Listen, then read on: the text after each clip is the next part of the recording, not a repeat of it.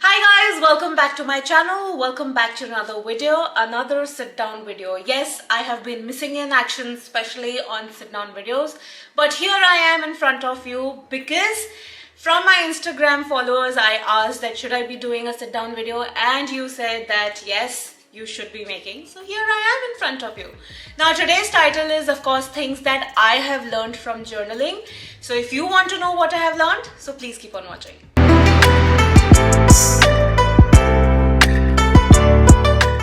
So before I jump on to the video, I would like to actually share a small story that since how long I have been journaling.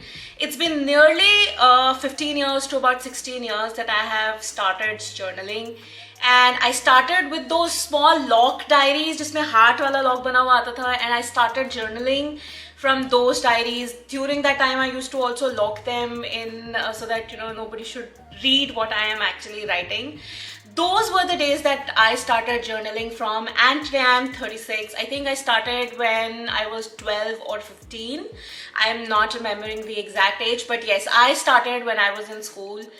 I have lost a lot of diaries because I used to journal it in my diaries because I've been shifting from one place to another, country change, but very recently I started doing that in my system. But now it's craving that I should start to scribble on my diaries again, but very soon probably I'll go back to my diaries.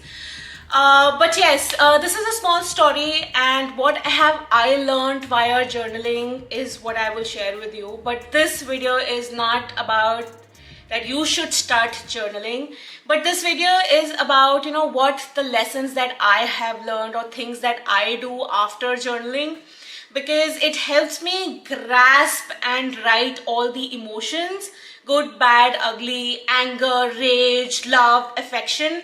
I write all of that in my journaling while I'm doing that, and I do not have any time. I do it whenever I get free time. It can be in the morning, it can be in the afternoon, it can be at night, but mostly it's night. That's when I do journaling, because home chores and corporate life, and even if you do not have a corporate life, home chores keep you busy. So yes, this has been a longest intro. So let's jump on to the powerhouse of journaling. Again repeating, I am not asking anybody to start journaling because it's a tedious process, but let's jump on to the things that has helped me after journaling. Healing is important. Now we all have undergone some kind of trauma, some kind of grief, and some kind of ups and downs in lives, a lot of struggles in our life. But we tend to keep on those failures and struggle with us for a long time. But I'm sure nobody else is going to give us that long time to come out of that with flying colors. Now, when I say all of that, it is also a natural phenomena. And why am I saying that is because if we get a wound or a scratch, our body tends to heal itself. Similar is the case with mind, but mind is little complicated. But if the wound is too deep, then we need external factors, like we might need to stitch it, or we might need to have antibiotics or band-aid it, etc., etc. Now when I say all of this, there is a time frame that has been given by our body to us, that during this time frame, probably in 2 weeks time, we'll be all healed. But similar thing is not happening with mind.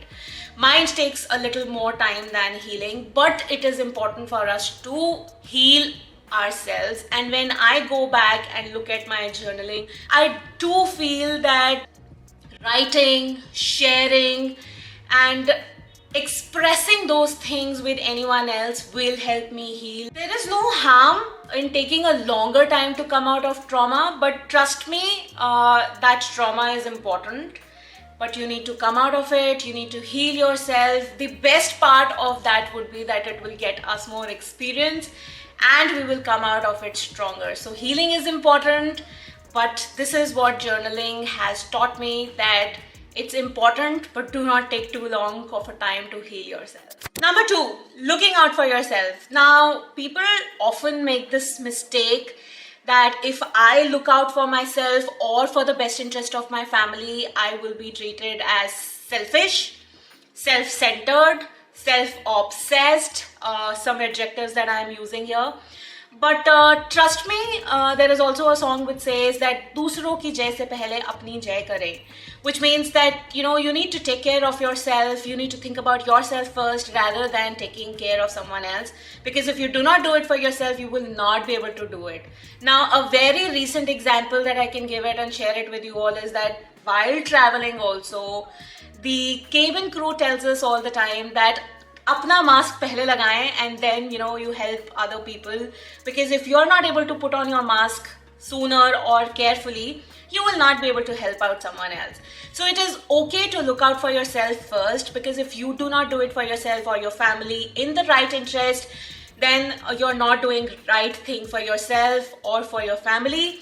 Having said that, in the process we should not hurt anybody, because we are benefiting ourselves, but there is no harm in looking out for ourselves. Number 3, being stronger. Now, when I say being stronger, it is not just physically or mentally, it is a mixture of both. So till the time you're not physically and mentally strong, it's not worth it.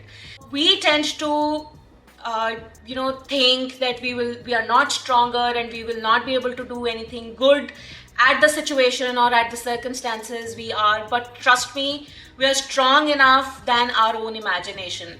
How do I feel that I am stronger? The strength definitely comes from my mom, because I have never seen such a stronger woman in my entire life of 36 years. Trust me, the way she has handled her life and her kids' life, it's commendable.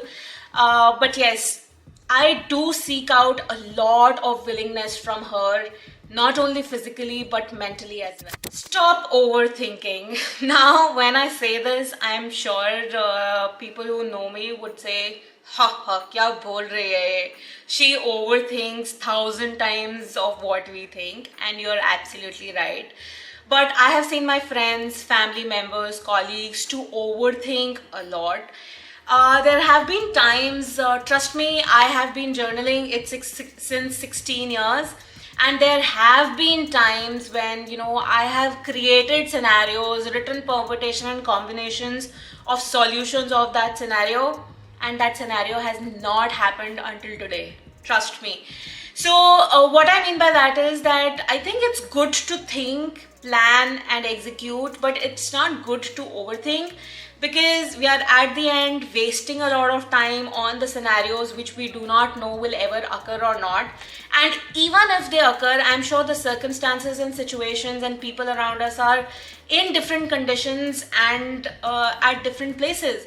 So we don't know that, would we be, creating solutions in my mind by overthinking? Will we be doing anything good? I don't think so. It has been of any help so far. But stop overthinking. This is something that I am working on.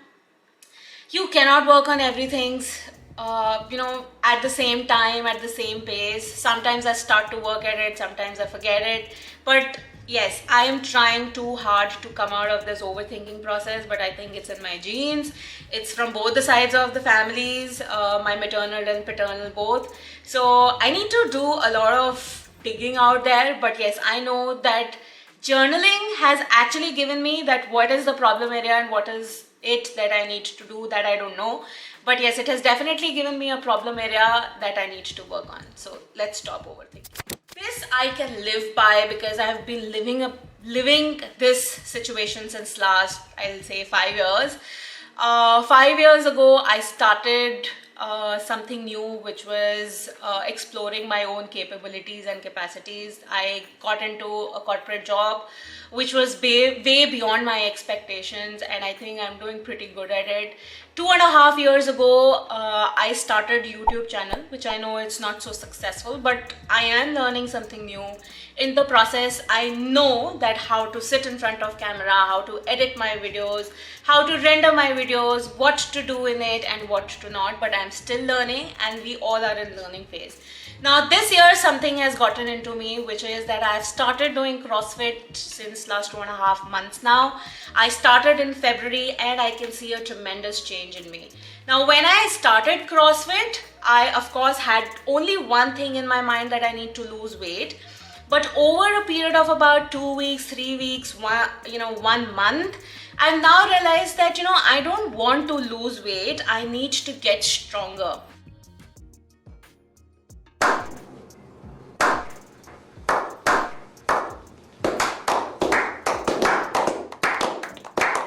a very there is this one statement that I follow a lot, which is that continue to build your skills and money will follow. Similar thing is here as well, that continue to get stronger and you will lose weight, of course with healthy diet as well. But yes, I have started doing something new this year and I wish to continue it for long. And this is what has helped me in last 5 years. Started something new in corporate life, started creating a YouTube channel. Of course it's not yet monetized, really doesn't matter, but I am continuing and learning new things. And of course started my fitness journey once again. So something to look upon is that life should not become monotonous and it should have something new element into the life. So yes, I try and learn something new every 2 years. Courage of letting go. Now, this is actually very difficult because letting go of something is very hard. It can be things, it can be people, it can be your thoughts, it can be your ideas, your opinion, your beliefs. It takes a lot of courage. So I have started doing this, that I have now courage of letting go of things, because if I don't let go of something, I will not create a space for something new that I want to build for my life or for my family or for my parents or for my family, friends, etc., etc. You know, you name that, people who are around you, you will not be able to create space for them. So courage is, of course, I get it from a lot of people, but journaling does help me because it takes me back to the situations that I have written while I were undergoing them, but were not able to analyze them at that point in time. So yes, that's courage of letting go of people. Pleasing people never guarantees pleased people. I am not saying that you should not love, care, like people that are around you and you genuinely want to do something about them. But being candid, being honest, being non-judgmental is most important when you are with like-minded people and with the set of people that you want to spend a rest of your life. I have seen a lot of people who would not like people but still please them because of XYZ reasons, and that's what is not right. I know people will say it's important to be diplomatic, do not use foul words, and of course I still believe that you should not use foul words, but वो चीज़ करनी क्यों है जिसमें आपको खुशी नहीं मिल रही करने के लिए? Pleasing people around us is actually not a right thing to do. By the way, this all is my personal opinion. You would choose to please people that you would want to. I would still say that I please my loved ones, I please the one that I care for, I please my friends, but those are very, very less in number. I can count them on my fingertips. You cannot please everybody and you should not be pleasing everybody because it guarantees no pleased people. Self-love. Now this one is my favorite because self-love is actually thought through in a very different process. For me, it's very different. It was very different 2 years ago. It is very different now. But I have realized that if I am not happy, I am not going to make other people happy. You know, if I am in rage, anger, annoyance, how will I keep people who are just living next to me or my parents or my friends or my family members happy? How will I showcase them that, you know, dude, I love you? And I'm just not saying it for the sake of saying it because I genuinely believe in what I do. For me, self-love is not just about pampering or, you know, taking care of myself or doing shopping or, you know, doing something new. The definition of self-love has changed for me. Of course, all of that still remains as is because that's also part of self-love. But what I now think about self-love is that people who value my opinions, my beliefs, my thoughts, people who want to be in the positive aura, or people who are like-minded like me, is what is for me now self-love. And I want to surround myself with people like those, because when I exchange debates or conversations or statements or the energies, I do feel good about it, and I do not want that to be into a questionable situation. The definition of self-love for me has evolved now from pampering and taking care and, you know, going on shopping. It has evolved on being, you know, valuing of what I think and correcting me if I am going into a wrong direction. See, this is what happens when you vlog after a long vlog. See, this is what happens when you do a sit down video after ages. Stand for what is right, even if it calls for standing it alone and fighting it all alone. You know, the statement says it all. I have lost a lot of battles and I have won a lot of battles because of standing alone and fighting for something. But I think it's the best thing because people will either be on your side or will flush out themselves from your life because they know that what you're fighting for is right. Now, I'm not talking about what is right for me or someone else. I am talking about something which is genuinely right and honest. Not just in my opinion, but holistically it's right. And if you do not stand for it, and if you have some grudges with that person, please take care of those grudges outside your decision making, because it's important to stand by the right principles for everyone, not just right person, but for everyone. As I said, I have learned it from all of this during my journaling, and I am quite happy that I have very handful of people in my life who would genuinely want to be honest with me and would like to have an honest opinion about something. But yes, this is what I do believe, that if you stand for the right things, a lot of right things will happen to you. So just stick to that. Last but not the least, which is the 10th, and you can name it in whatever way you want to name it, which is give back, gratitude, love, affection, charity, NGOs, etc. However you want to call it, you can call it. But the basic crux of all these words is that whatever best you can do and give it back to society or community, you should definitely do that. By saying that, I'm not saying that, you should go and just do all of that at a holy place.